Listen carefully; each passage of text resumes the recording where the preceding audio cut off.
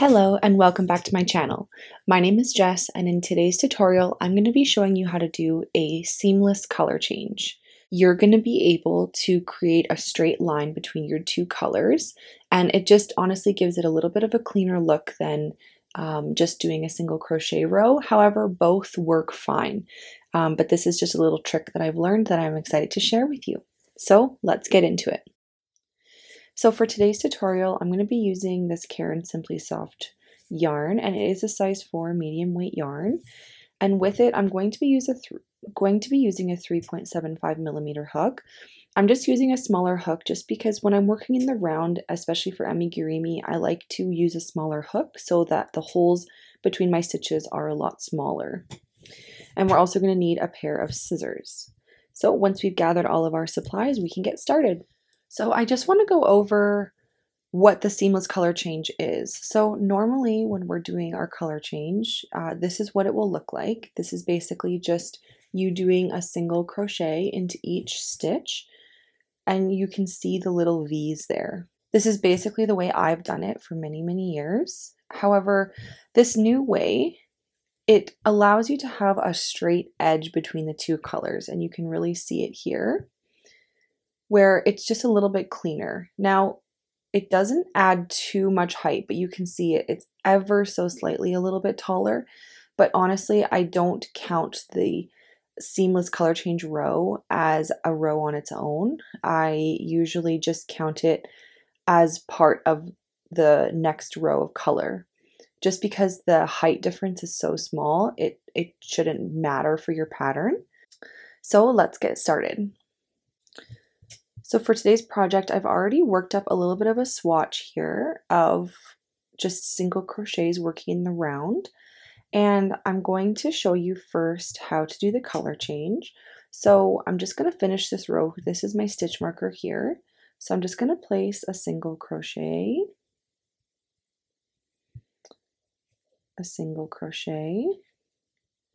and one last single crochet. I'm going to yarn over and pull through. But I'm not going to finish this stitch. I'm going to leave both loops on my hook. So I'm just going to hold that yarn into the side, and I'm going to grab my new color. And what I'm going to do is I'm going to take my hook and I'm going to grab this new color, and I'm going to pull it through to finish that last single crochet on that row, just like so. And now I'll be working with the new color. Now this transition can be a little bit difficult. As you can see, my stitches are a little bit loose, but that's okay. I can fix that later. So normally you would just continue with your single crochets, but for this color change, what we're going to do is on the top here of your stitches, you're going to see that you have two V's here, two strands that make a V. Now, one is the front loop and one is the back loop. The front loop is the one that's closest to you, and the back loop is the one that's usually inside the project. So what we're going to do is we're going to place a slip stitch into the back loop only of these stitches. And I want you to make them not super, super loose, but also not very tight. So we're just going to yarn over and pull through and pull through. Now you can just pull your yarn of your other color just to make sure that that stitch is tight. And we're just going to go along creating slip stitches in the back loop only. And like I said, I want you to make them decently loose so that you're not creating any new tension in the middle of your project, because these stitches are a lot smaller and tighter. And so this, let's say this is row 8. This would be row 8A. This additional slip stitch row. Because it's so small, just going to go all the way around with our loose slip stitches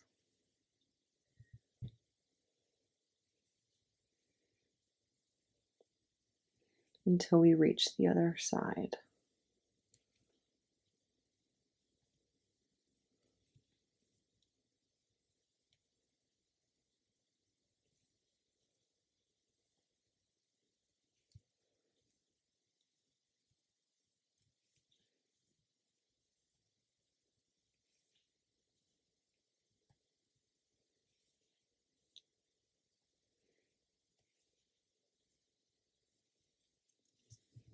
All right, so that is the slip stitch row. Now, what we're going to do is we're going to place a single crochet in each stitch around, but only in the back loop again. So we're going to insert our hook, yarn over, pull through, yarn over, and pull through 2. Insert our hook, yarn over, pull through 2. And you're going to just place a single crochet in every stitch around in the back loop only until you reach the other side.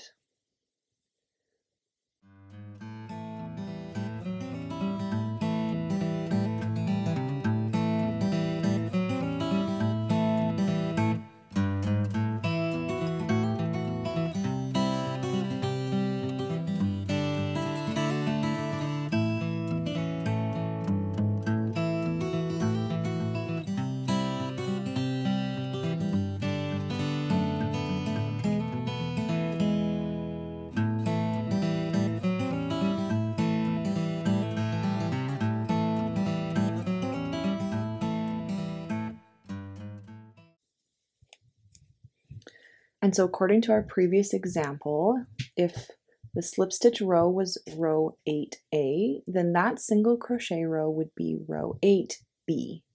So you shouldn't have to adjust any pattern that you're doing to add this in. You can just add it into the same row. Now for the next row, you're just gonna now start to single crochet like you normally would. So we're gonna go into both these 2 stitches at the top and place our single crochet all the way around.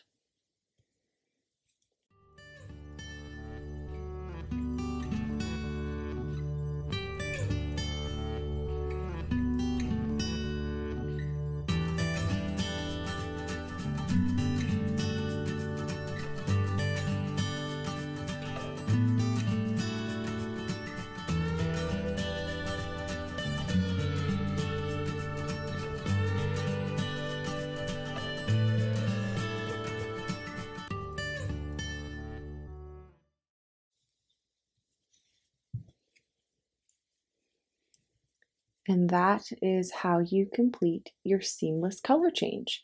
As you can see, it's a really straight, clean line here, and you can just continue along your project as normal. I really hope this was helpful for you guys. Please let us know in the comments down below if this works for you. This is kind of what it looks like before. This is what it looks like after. Thank you so much for hanging out with me today. Please subscribe if you haven't already, and I will see you in the next one. Bye!